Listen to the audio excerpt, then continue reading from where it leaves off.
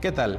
Les doy la más cordial bienvenida a una nueva emisión de la serie La Constitución nos une, un esfuerzo del canal del Congreso y la Cámara de Diputados para contribuir al fortalecimiento de la cultura constitucional en nuestro país.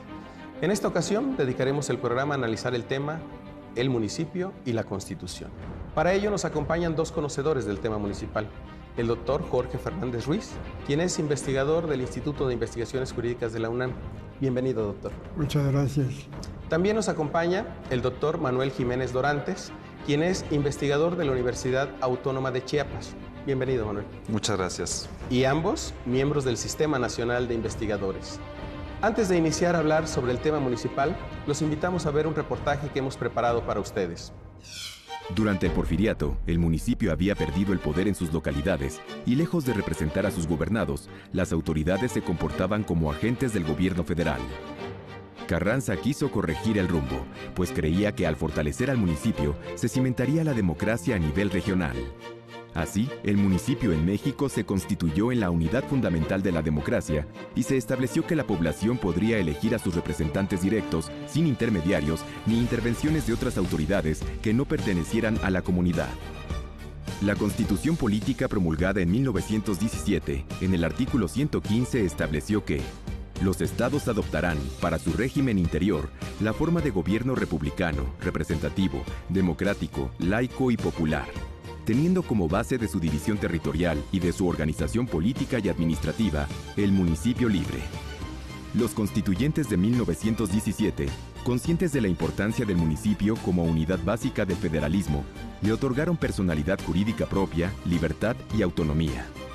Hacia 1983, los legisladores consideraron que se debía reformar el artículo 115 y fortalecerlo en algunos puntos, como la posibilidad de cobrar el predial, la inclusión de regidores, la reglamentación de sus empleados y de sus facultades, además de la determinación de reservas naturales y la elaboración de su presupuesto de egresos. En junio de 2008, se modificó nuevamente el artículo y se añadió a sus facultades la prerrogativa de que la policía preventiva estaría al mando del presidente municipal en los términos que la ley señale. El artículo ha tenido 3 variaciones más, realizadas en los años 2009, 2014 y 2016, relativas al tema de ingresos y presupuestos. Cada cambio en este apartado tiene el fin de fortalecer al municipio como la unidad básica de la democracia mexicana. Gracias por continuar con nosotros. Les recuerdo que pueden seguirnos a través de redes sociales y formular preguntas en la dirección de correo electrónico que aparece en sus pantallas. Nos encontramos en la antigua sede del Senado de la República, la vieja casona de Jicotencal, en pleno centro histórico de la Ciudad de México. Y hablemos del municipio. Doctor, ¿cuál sería la noción que el ciudadano debe tener a partir de lo que dice la Constitución de lo que es el municipio? Yo entiendo al municipio como una organización vecinal. Y en este sentido, vemos que en México hay una gran diversidad de municipios en cuanto a extensión y en cuanto a habitantes. Un municipio como el de Ensenada, con 53,000 kilómetros cuadrados, o un municipio como el de Polotitlán, que tiene muy poca superficie. Entonces, no deberíamos de tener una camisa de fuerza para regular todos los municipios. Y hay cierta elasticidad cuando se deja a las constituciones locales regular sus propios municipios, pero ya con los límites establecidos en la Constitución Federal. Claro. Y en ese sentido, Manuel, cuando hablamos de esos mínimos que están establecidos en la Constitución Federal y que en ocasiones son muy bien delimitados en las constituciones locales, ¿cuáles serían los elementos característicos del municipio en nuestro país? Claro que sí, David. Esencialmente, la característica primordial de un municipio debe ser que es una fuente del poder público, que es donde se ejerce el poder público de esa comunidad a la que refirió el doctor Fernández Ruiz. Es una autoridad que, bajo el poder que la Constitución le otorga, le va a permitir entonces poder deslizar hacia los ciudadanos una serie de decisiones públicas que van a beneficiar o a redundar en esa colectividad. De ahí la importancia, por supuesto, de que al tomar decisiones de autoridad y de poderlas deslizar hacia los ciudadanos, también sean los ciudadanos quienes participen en la conformación de un gobierno y en la forma en que esos ciudadanos, esa colectividad, puede tomar una decisión o involucrarse en una toma de decisiones que al final del día redundarán en beneficio de esa colectividad. En segundo lugar, por supuesto, el territorio, los límites municipales que, aunque pudieran parecer una cuestión obvia, en nuestra actualidad, ¿sí?, eso se vuelve una cuestión fundamental. ¿Por qué? Porque hay ciertos municipios que han unido sus territorios físicamente, lo que le llaman en general las conurbaciones o las zonas metropolitanas, que es la unión física de distintos municipios que exigen no solo tener claro cuál es el territorio de cada uno de ellos, sino sobre todo cómo van a mantener una relación de coordinación territorial entre esos municipios.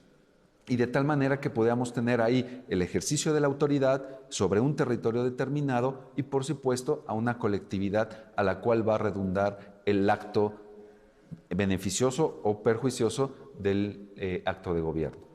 Aquí hay un tema muy importante. Cuando hablamos de actos de gobierno, creo que lo fundamental también, y hay que verlo desde la perspectiva constitucional, es que el municipio es un prestador de servicios públicos que son quizá de la mayor importancia para la sociedad.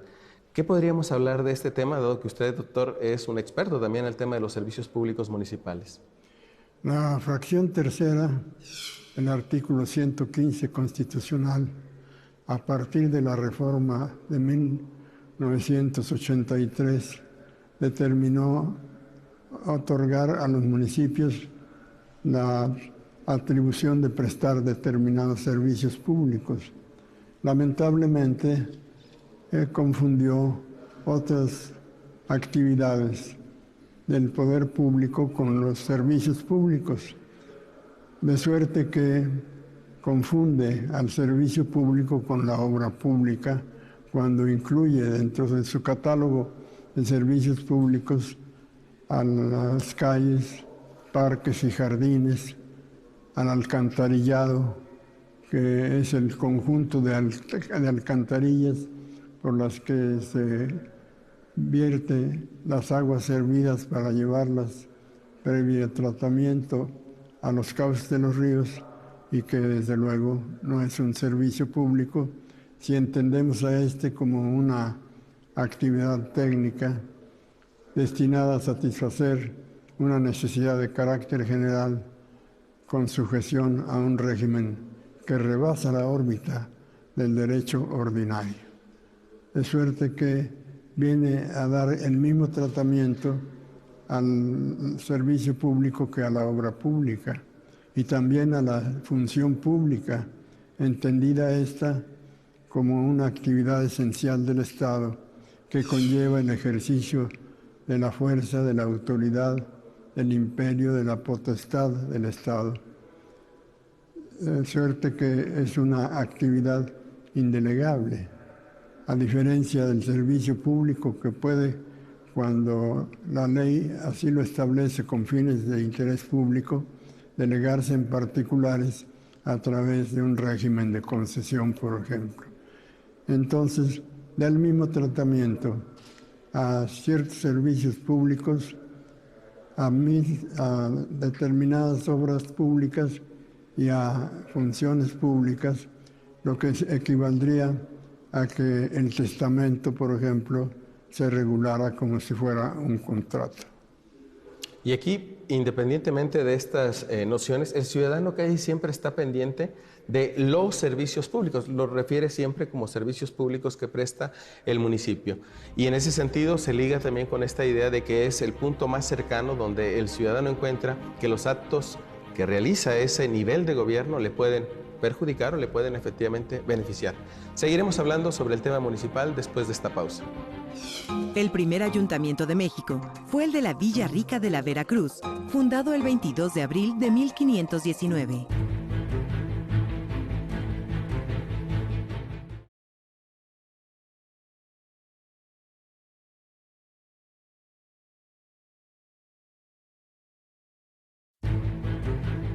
El último municipio fue creado en 2016 y fue Puerto Morelos, en Quintana Roo, con una población de 32,000 habitantes.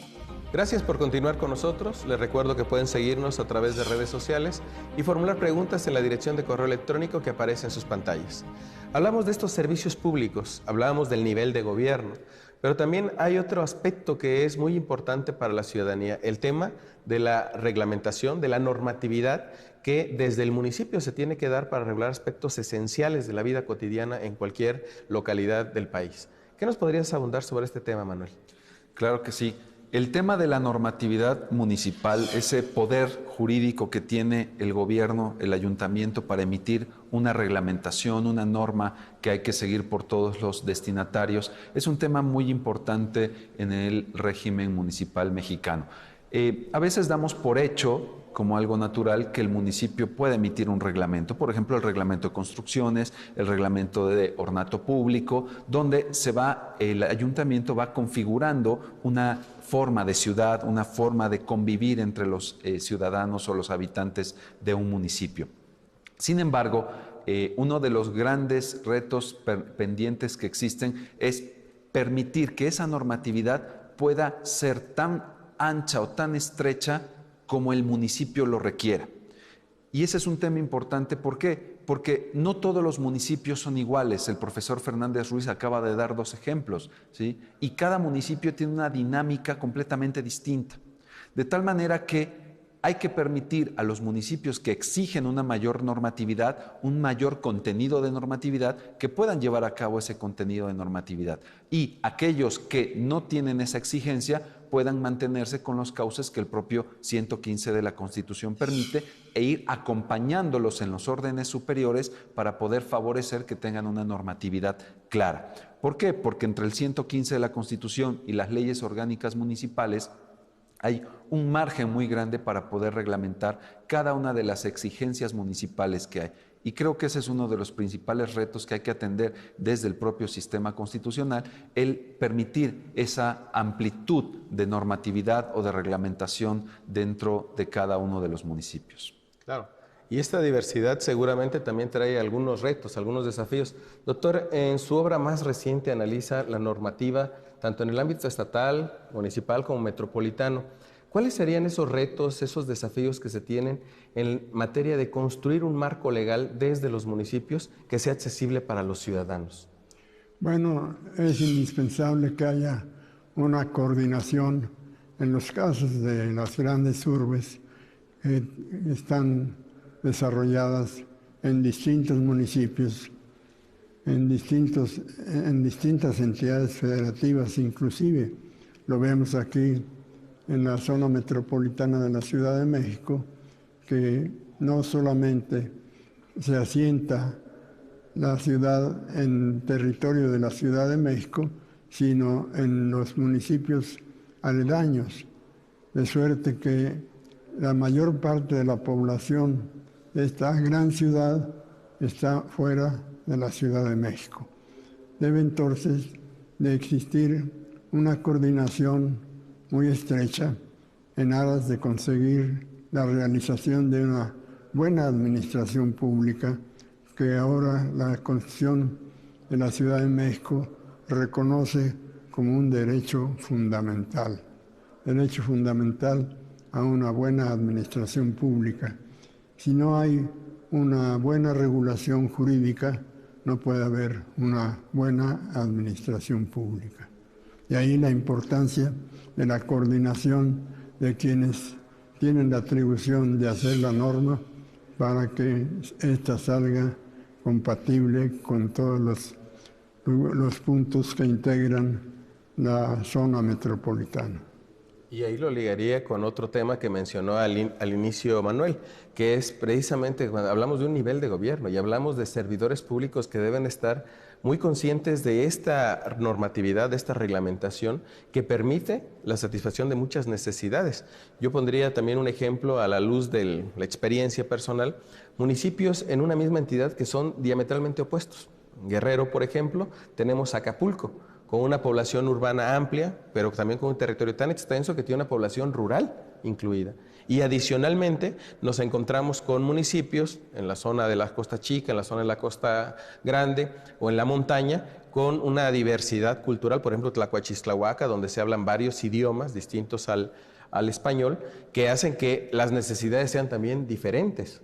Entonces, es muy importante este tema de la normatividad, pero también la normatividad nos lleva a hablar de temas que pudieran considerarse como de urgente análisis. El tema de la seguridad, por ejemplo, que aquí se mencionaba que, aunque incluida dentro del tema de los servicios públicos, constituye una función esencial del Estado.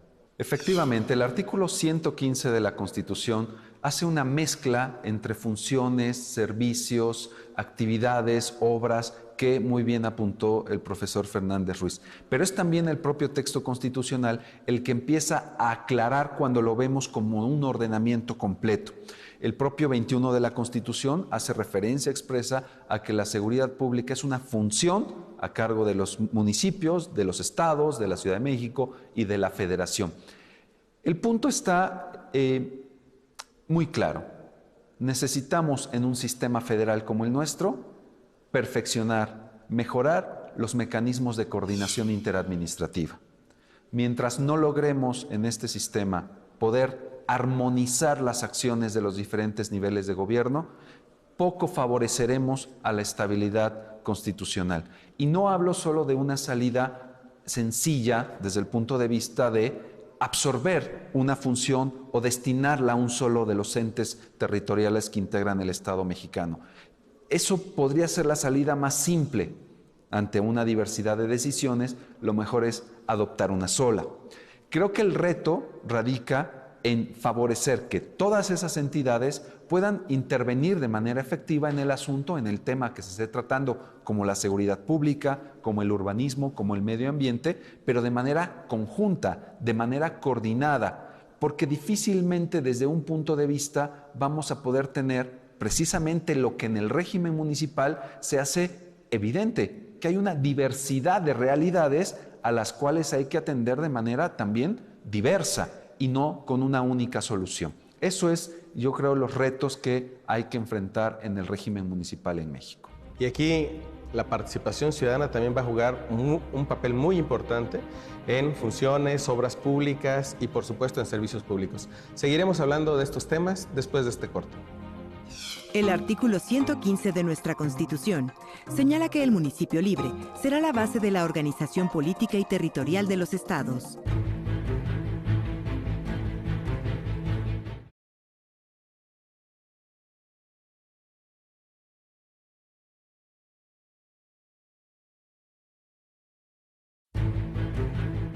México está dividido en 2.457 municipios y 16 delegaciones políticas en la Ciudad de México. Gracias por continuar con nosotros. Les recuerdo que pueden seguirnos a través de redes sociales y formular preguntas en la dirección de correo electrónico que aparece en sus pantallas. Seguimos hablando del municipio. Seguramente el constituyente de 1916-1917 pensaba en el municipio libre, pero desde la perspectiva rural, que era la que predominaba en el país en aquel momento. Hoy día hablamos mayormente de los municipios urbanos. Sin embargo, sobre este tema, ¿qué es lo que se puede abundar desde la perspectiva constitucional? En mi opinión, el municipio urbano implica a la ciudad. Hablar de municipio urbano es hablar de la ciudad. Y la ciudad, como dijera Tierno Galván, la ciudad es el hogar de todos. La casa es el hogar privado. Y la gente construye la casa para vivir en ella. Y sale a la calle para construir la ciudad y convivir con otros que también salen con iguales intenciones a la calle. De suerte que es muy importante la convivencia humana de vecindad, de ciudad, y de ahí la diferencia entre la regulación del municipio urbano y del municipio rural, que como usted bien señalaba, a principios del siglo pasado, el 80% de la población era rural y el 20% era urbano. ¿Qué nos podrías abundar sobre estos temas o sobre los temas municipales, por supuesto? Es muy importante este tema porque es el reto del México que viene, sin duda, el ser capaces de organizar y de ordenar ciudades para vivirlas. La experiencia que se nos ha planteado en México desde la regulación de los años 70 en materia de asentamientos humanos o urbanismo ha dejado claro que la dimensión del derecho de propiedad privada, y no solo hablo del derecho, sino del derecho a explotar la propiedad privada, ha dejado a un lado, ¿sí?, también el otro ingrediente de la ciudad, que es el bienestar colectivo, el bienestar común, la ciudad de todos. De tal manera que el próximo reto es hacer ciudades donde la propiedad privada, si bien es cierto, tenga una especial forma de potenciarse urbanísticamente, pero que vaya aparejada, por supuesto, también de soportar las cargas urbanísticas para favorecer un ambiente urbano mucho más fácil de vivir, de convivencia. ¿Qué hablo? Espacios urbanos, parques, calles, mejores avenidas, mejores aceras, que permitan, por supuesto, vivir la ciudad y no simplemente una serie de bloques seguidos en los cuales el único fin de protección es la propiedad del particular. Y parece ser que lo que hay después de la puerta de la casa ya no importa. Mientras no cambiemos la forma de entender el sentido de la ciudad y recuperemos a esas ciudades mexicanas de la cual tanto nos sentimos orgullosos, creo que seguiremos teniendo graves problemas que se reflejarán en calidad de vida, seguridad pública, medio ambiente adecuado, y eso al final del día seguirá provocando insatisfacción en los ciudadanos. Hoy día es común hablar del derecho a la ciudad, de las declaraciones sobre ese derecho a la ciudad, y nuestro país no es ajeno a ese tema. En el ámbito de esta nueva configuración del derecho a la ciudad, ¿se debe considerar al municipio también? Desde luego al municipio urbano, porque el municipio urbano se expresa a través de la ciudad. Cuando nosotros hablamos de una ciudad en términos jurídicos, ¿de qué estamos hablando? Porque recuerdo que las leyes de organización y división territorial, por ejemplo, enfatizaban la división ciudades, pueblos. ¿Es válida todavía esa figura en nuestra normatividad, Manuel? Distintos estados llaman ciudad esencialmente si ese centro de población tiene ciertos servicios públicos, ciertos equipamiento urbano y un número de población determinada. Pero varía entre estado a estado, por ejemplo, el número de habitantes que requiere un centro de población para llamarlo ciudad. En definitiva, la calidad de vida que marca nuestra Constitución en el artículo 27, debemos recordarlo, habla de la población rural y urbana. No deja a un lado a la población rural. De tal manera que esas divisiones, si bien ayudan a hacer una categoría administrativa, eso no debe impactar en las acciones públicas para mejorar la calidad de vida de cualquier tipo de población. Y yo abondaría un poco también en el tema del planeamiento urbano y territorial, que es, digamos, el punto de partida de las ciudades. Un planeamiento urbano integrado a una serie de instrumentos de planeamiento mucho más grandes, como puede ser el de medio ambiente. Ahora, con lo que sucedió lamentablemente en esta ciudad y en parte del sureste de México, el tema de protección civil es fundamental para destinar los usos del suelo. Y eso lleva, por supuesto, un reto para el Sistema Nacional Anticorrupción en materia urbanística, en materia de asentamientos humanos, que permitan ayudar al régimen municipal a tener una acción de gobierno mucho más favorable a los ciudadanos. Maestro, una reflexión acerca de la participación ciudadana, especialmente en este contexto del municipio urbano. Es indispensable que se dé acceso al ciudadano a la toma de decisiones importantes, de suerte que pueda sentir él que está participando en resolver los problemas, no a través de participaciones ficticias que sean manipuladas, sino manifestaciones espontáneas de su voluntad que coadyuven a regular de mejor manera, a mantener la convivencia humana en mejores niveles de vida. Me quedaría con esta expresión que se hizo aquí acerca de esta visión del municipio urbano, de la ciudad, como el espacio que hay que construir, y se construye por la ciudadanía, por supuesto, se construye todos los días, y es el lugar donde vamos a convivir, donde vamos a desarrollar parte de nuestra personalidad, pero también donde vamos a formar parte de una colectividad que tiene derecho a servicios públicos, a funciones públicas, a obra pública, muchos elementos. Pero se nos ha acabado el tiempo, no me resta sino agradecer a los invitados a este programa su participación, muchas gracias, y por supuesto a usted el favor de su atención. Y antes de cerrar, la pregunta de siempre: ¿qué tanto sabe de su Constitución? El reto de quienes participamos en este programa, su reto es que lo sepa todo. Hasta pronto.